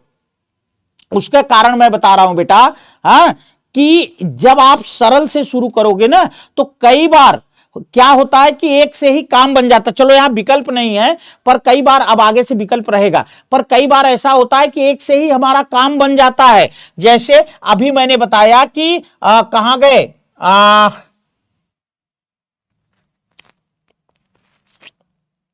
ध्वन्यावलोक ही कर दो इसे, ध्वन्यालोक। ध्वन्यालोक आनंद, क्योंकि अभिनव गुप्त है नहीं, ध्वन्यालोक आनंद वर्धन ने लिखा है। कहने का मतलब है कि बी में हमारा 2। अब देखो कई बार होता है बी में 2 से ही काम बन जाता, बी में 2 से ही हमारा काम बन जाता। अच्छा, असंगत युग्म, बे यार मुझे लगा इसे मिलान करना है, कोई बात नहीं, ठीक है। असंगत युग्म तो भरत, आप लोग जान, ध्वन्यावलोक लोचन, ध्वन्यावलोक ही लिखा है, लोचन नहीं है। आनंदवर्धन ने लिखा। काव्य कौस्तुभ विवरण भट्ट तौत ने लिखा है। तंत्रालोक राजशेखर की है, बिल्कुल सही है। जो है भरत मुनि ने नाट्य शास्त्र लिखा है। क्या लिखा है बेटा? भरत मुनि ने नाट्य शास्त्र लिखा है बाबू। भरत मुनि ने चंद्रालोक नहीं लिखा। चाचा, चंद्रालोक लिखा किसने है? चंद्रालोक किसने लिखा है? जयदेव। क्या बात है, क्या बात है भैया। हां, सक्षम शुक्ला जी, बिल्कुल। अशोक जी एकदम सही। राधिका जी एकदम सही उत्तर दिया है बेटा कि चंद्रालोक जो है ये जयदेव की रचना है। वही जयदेव हैं जिन्होंने गीत गोविंद की रचना की है। किसकी रचना की है? जिन्होंने गीत गोविंद की रचना की है। हां, जिन्होंने गीत गोविंद की रचना की है वही जयदेव हैं बेटा। कौन अनुभाव को अयत्नज मानते हैं? किस अनुभाव को? बहुत अच्छा क्वेश्चन, बहुत अच्छा क्वेश्चन है, बहुत अच्छा क्वेश्चन है। किस अनुभाव को अयत्नज माना जाता है? सात्विक, आहार्य, आंगिक, वाचिक।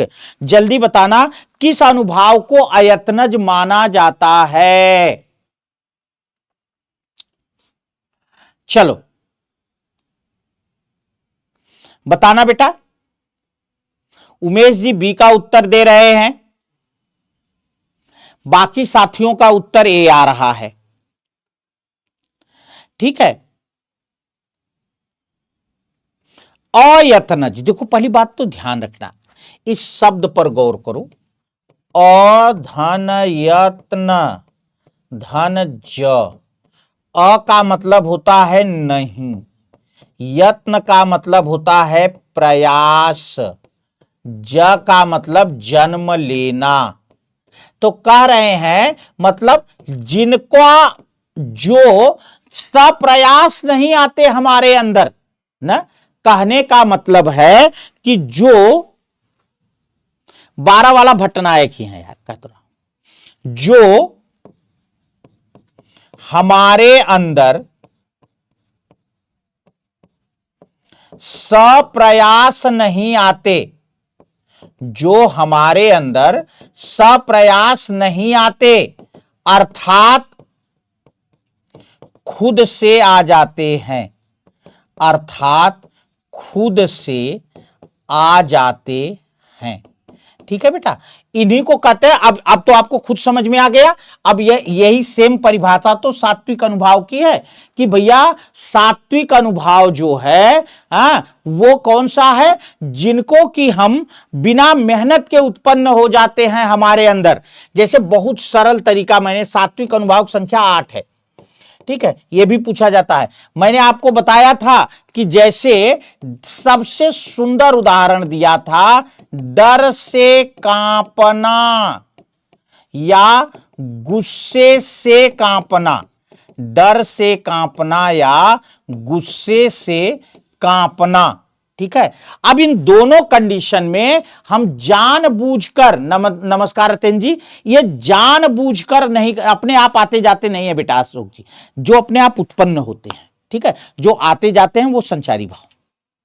तो या अपने आप लगाया है आपने तो ठीक है भाई, आया है तो जाएगा ही, मान लेता हूं मैं आपकी बात, ठीक है। तो एक बात ध्यान रखना कि जैसे हम जानबूझकर जब गुस्से में होते हैं तो हम जानबूझकर नहीं कांपते, अपने आप हमारा शरीर कांपने लगता है। डर के मारे हम जानबूझकर नहीं कांपते, अपने आप कांपने लगते हैं।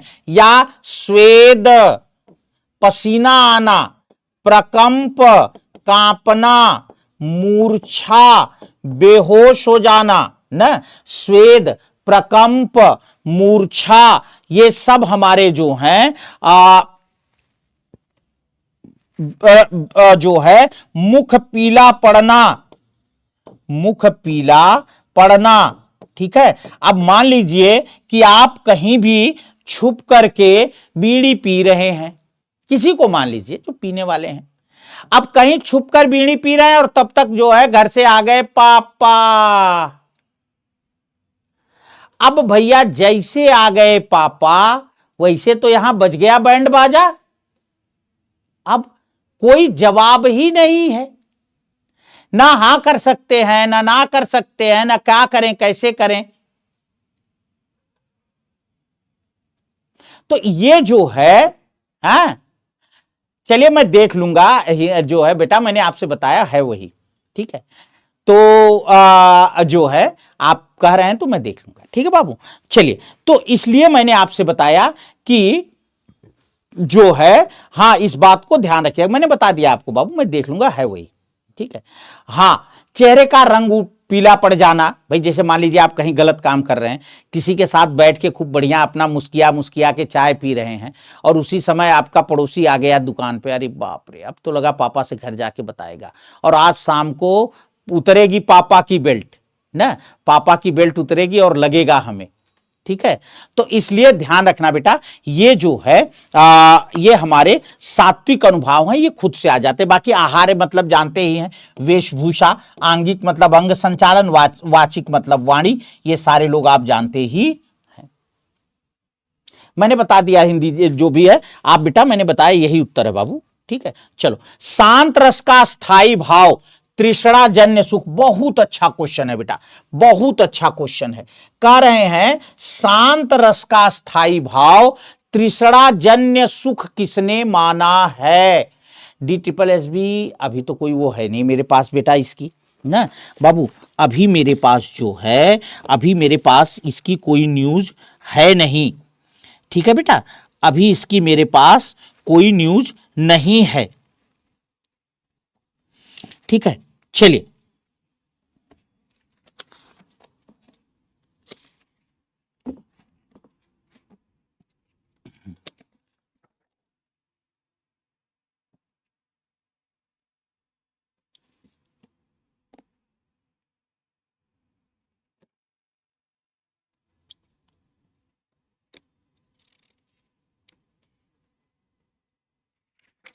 चलो बेटा,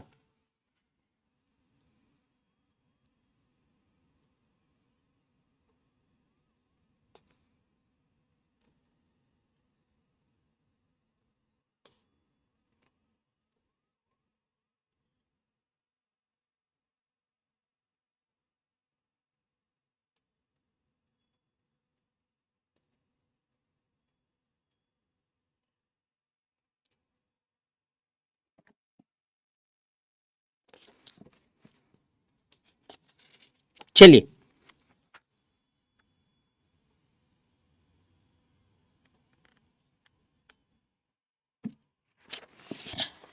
अभिनव गुप्त, बिल्कुल, तृष्णाजन्य सुख यार, शांत रस का स्थायी भाव, तृष्णाजन्य सुख न, शांत रस का स्थायी भाव जो है, तृष्णाजन्य सुख जो है, वो अभिनव गुप्त ने माना है। नोट करना, मैंने इसीलिए पहले भी आपसे कहा था कि बहुत अच्छा क्वेश्चन है कि तृष्णाजन्य सुख जो है अभिनव गुप्त ने माना है।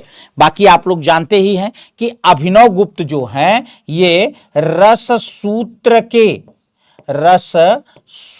के अंतिम व्याख्याता आचार्य हैं। रस सूत्र के अंतिम व्याख्याता आचार्य हैं। ठीक है, यही नहीं, इन्होंने पाठक दर्शक या श्रोता को प्रत्यक्ष रूप से रस का भोक्ता माना है। क्या माना है? पाठक दर्शक या श्रोता को, हाँ राजन जी नमस्ते भैया, बहुत बहुत आशीर्वाद आपको ना, प्रत्यक्ष रूप से रस का भोक्ता माना है अभिनव गुप्त। ठीक है, और यही नहीं, साधारणीकरण जो है, साधारणीकरण को सही मायने में जिसने प्रयोग किया वो है अभिनव गुप्त, जिसे हम सच में साधारणीकरण कहते हैं। हमारी आपकी चित्तवृत्तियों का क्या हो जाना, समन हो जाना, नायक नायिका से एक हो जाना। ठीक है, तो ये इस तरह की जो है जो साधारणीकरण का सही रूप माना है बेटा, वो जो है अभिनव गुप्त ने माना है। बाकी मैंने आपको बता ही दिया था कि इन्होंने एक रचना लिखी है जिसका नाम है अभिनव भारती। ये मैंने आपको बताया ही था कि अभिनव भारती जो है ये नाट्य शास्त्र की टीका है, नाट्य शास्त्र की टीका है अभिनव भारती। और उसके अलावा ध्वन्यावलोक लोचन, ध्वन्यावलोक लोचन ये जो है ध्वन्यावलोक की टीका है। ये क्या है?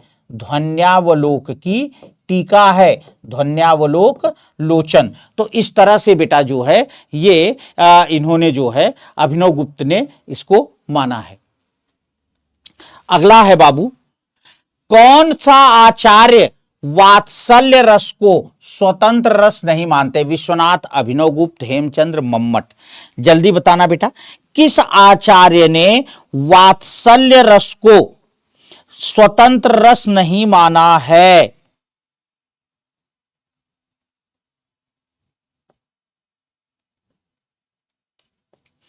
देखो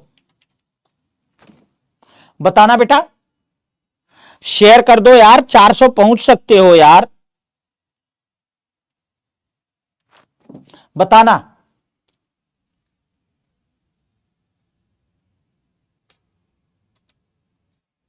बताना बेटा।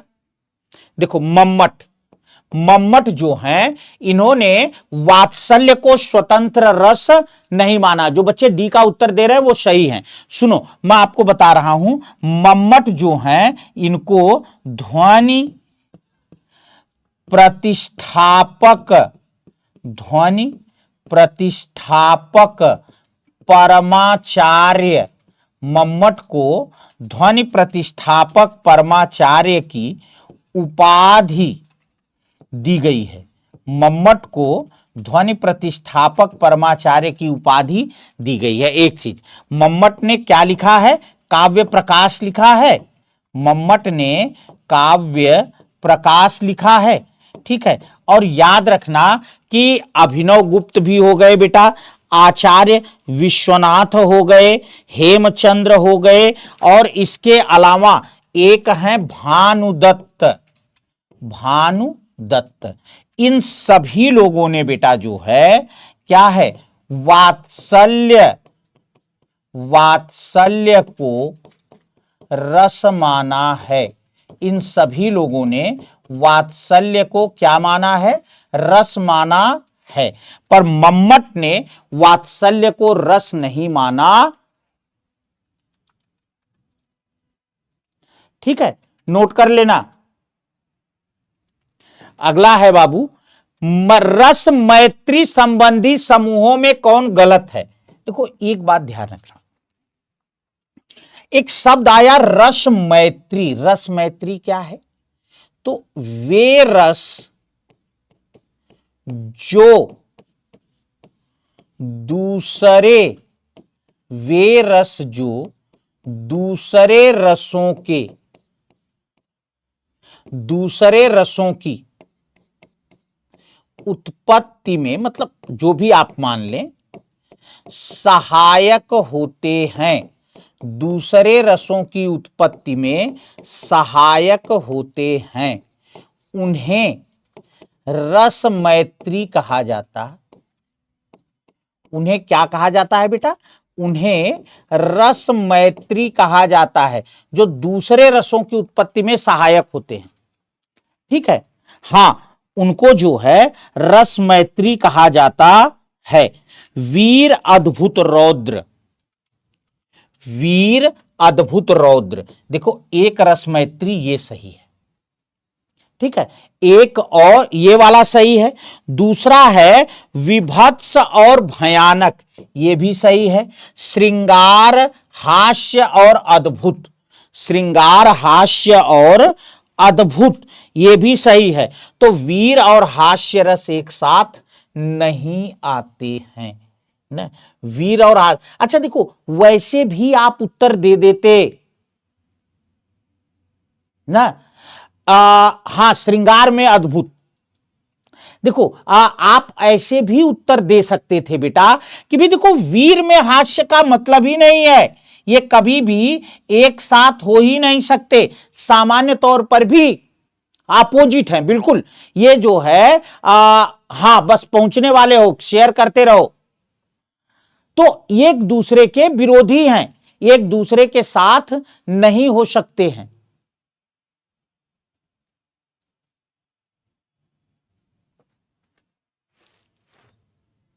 साधारणीकरण के प्रभाव को निज मोह संकट निवारणकारी किस आचार्य ने कहा है?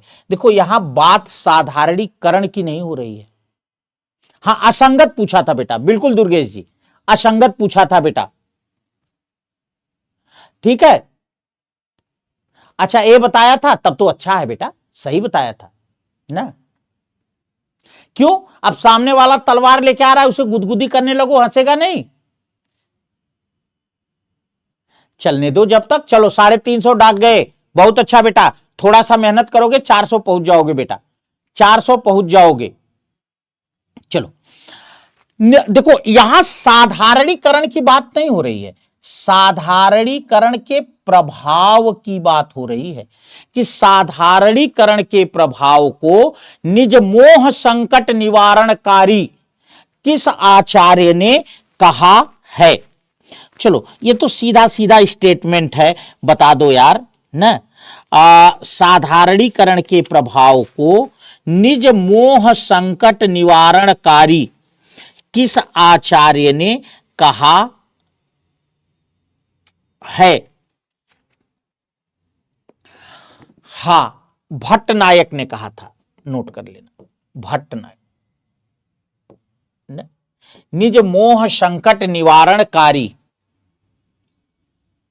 चले हां सही बात है। चलो फिर भी ठीक है, आपने डी का उत्तर दिया तो मैं इस बात से संतुष्ट हूं। बिल्कुल मैंने कहा आज 400 पार कर दो, कल मैराथन दे दूंगा। ये फिर भी आपने डी उत्तर दिया तो मैं संतुष्ट हूं, इस बात से मैं संतुष्ट हूं। उसका कारण भी है बेटा कि देखो चलो अभिनव गुप्त दिया तो ये आ गए थे, पर भट्ट नायक ने ही इसको जो है निज मोह संकट निवारणकारी कह दिया था। कौन सा शब्दालंकार का भेद है? नहीं है। अनुप्रास, उपमा, यमक, वक्रोक्ति, ये तो मेरा बच्चा बहुत जल्दी से बता देगा, सरल क्वेश्चन है। शब्दालंकार का कौन सा भेद नहीं है ना? शब्दालंकार का कौन सा भेद नहीं है, जल्दी से बताना बेटा। चलो बहुत सरल है, सब लोग जानते हैं, उपमा जो है ये अर्थालंकार, इसमें कुछ बताने की जरूरत ही नहीं है, उपमा अर्थालंकार है। नेक्स्ट क्वेश्चन लेते हैं। रीति को रस को उपकारक अर्थात उसका साधन मात्र मानने वाले आचार्य नहीं। देखो रीति को रस का उपकारक अर्थात उसका साधन मात्र मानने वाले आचार्य नहीं, मतलब तमाम आचार्य ऐसे आए जिन्होंने रीति को रस का साधन माना। रीति को रस का क्या माना? साधन माना।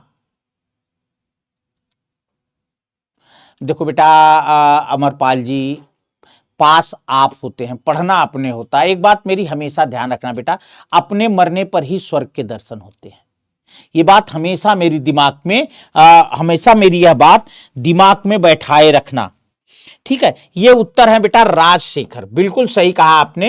राजशेखर जो हैं इन्होंने रीति को रस का साधन मतलब उपकारक नहीं माना है, बल्कि प्रधान प्रमुख माना है।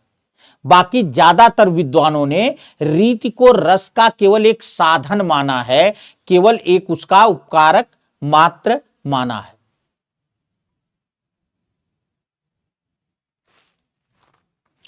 कौन सी रीति ग्राम्या कहा जाता है? ये तो सरल क्वेश्चन है, इसे तो बता दो भाई, ये तो सरल क्वेश्चन है, ये तो बता दोगे। किस रीति को ग्राम्या भी कहा जाता है? गौड़ी, वैदर्भी, पांचाली, लाटी, किस रीति को ग्राम्या के नाम से भी जाना जाता है?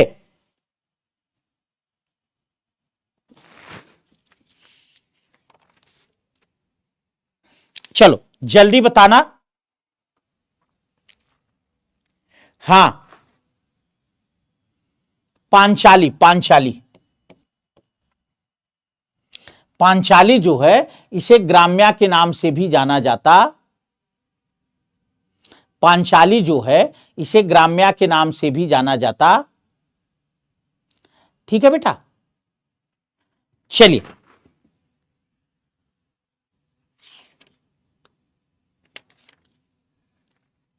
अगला है, चलिए अगला है बेटा, आनंदवर्धन ने वाच्यार्थ को ज्ञात कर लेने वाले व्यक्ति को क्या कहा है? सहृदय, बोधा, सामाजिक, रस सिद्धास्थ। वाच्यार्थ को ज्ञात कर लेने वाले आचार्य को क्या कहा? जल्दी से बताना बेटा। देखो इसी के लिए सब आता है, पर जो आनंदवर्धन ने शब्द प्रयोग किया है वो बोधा शब्द का प्रयोग किया है। किसका शब्द का प्रयोग किया है? बोधा। बिल्कुल उत्तर आप लोगों ने सही दिया बेटा कि आनंदवर्धन जी ने। बाकी इसी को सहृदय भी कहा जाता है, इसी को सामाजिक भी कहा जाता है, पर आनंदवर्धन के विशेष संदर्भ में पूछ रहे हैं तो आनंदवर्धन ने बोधा शब्द का प्रयोग किया। आनंदवर्धन द्वारा उल्लेखित गुणीभूत व्यंग्य काव्य को मम्मट ने क्या कहा था? अवर काव्य, मध्यम काव्य, उत्तम काव्य, उत्तमोत्तम काव्य। देखो आनंदवर्धन ने जो गुणीभूत व्यंग्य काव्य कहा न, व्यंग्य का आधार जिसको कहा, उसको मम्मट ने क्या कहा था? तो यही तो मरने से पहले भी नहीं पता चलेगा ना, मरने से पहले भी नहीं पता चलेगा बेटा। ठीक है, अरे यार कौन आके बैठ गया, देखो देखो या नहीं तो चलो। अवर काव्य कहा था, अवर काव्य। ठीक है, अवर काव्य कहा था।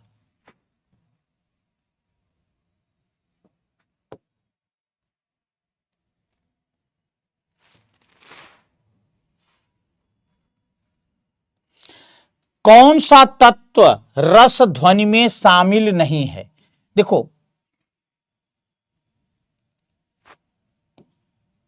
भावोदय, भाव संधि, भावाभाव, भावाभास। देखो रस ध्वनि की अगर आप बात करोगे बेटा, अगर आप रस ध्वनि की बात करोगे तो भावोदय भी है, भाव संधि भी है, भावाभास भी है, भाव सबलता भी है, भावाभाव नहीं है। ठीक है, भावोदय भी है, भाव संधि भी है, भावाभास भी है, भाव सबलता भी है, ये चारों है। बहुत बढ़िया वंदना जी ना, लेकिन भावाभाव उसमें नहीं। जब धीरे धीरे पढ़ोगे बेटा समझ में आ जाएगा। स्वभावोक्ति के अलावा वक्रोक्ति को अन्य सभी अलंकारों का पर्याय किस आचार्य ने माना? अभी मैंने बताया था आपको पीछे, भामा, दंडी, वामन, कुंतक। अभी मैंने पीछे ही यह प्रश्न आपको कराया था कि किसने जो है वक्रोक्ति को अन्य अलंकारों का मेन माना। अभी पीछे मैंने बकायदे लिखकर भी यह क्वेश्चन दिया था, पीछे मैंने बकायदे लिखकर भी यह क्वेश्चन आपको दिया था, बकायदे लिखकर भी यह क्वेश्चन दिया था। तो जल्दी से आप इसका उत्तर कर दीजिए बेटा।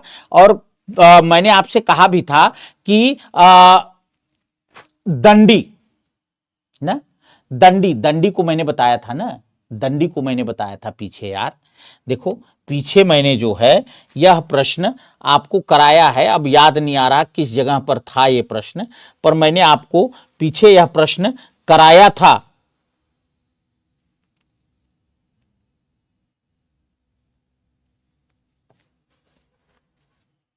चलिए ये देखो, यही तो है। क्या आपको मैंने लिख के बताया था ना, अतिशयोक्ति को माना, अलंकारों का मूल अतिशयोक्ति को माना। यही बात तो आपसे पूछ रहे हैं बेटा, यही बात तो आपसे पूछ रहे हैं कि भाई आप एक चीज बता दो हमें किसने अन्योक्ति या वक्रोक्ति को अन्य सभी अलंकारों का पर्याय। अच्छा 1 मिनट, वक्रोक्ति पूछ रहे हैं बेटा ना, अन्योक्ति नहीं। 1 मिनट रुक जाओ, वक्रोक्ति को पूछ रहे हैं ना, अतिशयोक्ति को दंडी ने माना था ना। हां, अतिशयोक्ति को दंडी ने माना था। 1 मिनट मुझे देख लेने दो, थोड़ा सा मुझे जो है देख लेने दो, क्योंकि कहीं से भी अतिशयोक्ति वक्रोक्ति को आचार्य दंडी ने अलंकार, देखो भामह ने अलंकारों का मूल वक्रोक्ति को माना ना, भामह ने अलंकारों का मूल वक्रोक्ति को माना, यही बात तो है। और वहां दंडी ने अलंकारों का मूल अतिशयोक्ति को माना। तो यहां कह रहे हैं वक्रोक्ति को माना, तो भामह होगा बेटा ना, भामह होगा कि नहीं होगा?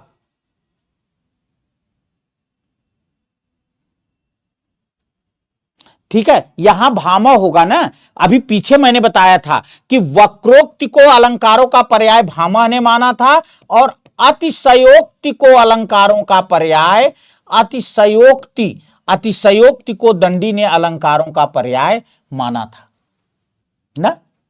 वक्रोक्ति को भामह ने माना था और अतिशयोक्ति को दंडी ने माना था। ठीक है, बस आज की क्लास यहीं तक। तो अच्छा साथ दिया आप साथियों ने, हृदय से आभार। बेटा अभी भी अगर आप चाहते हो कि आपको मिनिमम प्राइस में इस लाभ ये जो है छूट मिले, तो जल्दी से अपना नाम लिखो, अपना मोबाइल नंबर स्पष्ट लिखो और अपना कोर्स लिखो और लिख करके हमें इस नंबर पर व्हाट्सएप कर दो जल्दी से बेटा, तुरंत आपका एडमिशन हो जाएगा और इस छूट का भी आप लाभ ले सकते हैं। आप लोगों के लिए स्पेशल है हमारी तरफ से। ठीक है सिलू जी, धन्यवाद और आप सभी को आभार। मिलते हैं कल 5 बजे एक जोरदार क्लास के साथ, तब तक के लिए बहुत बहुत धन्यवाद।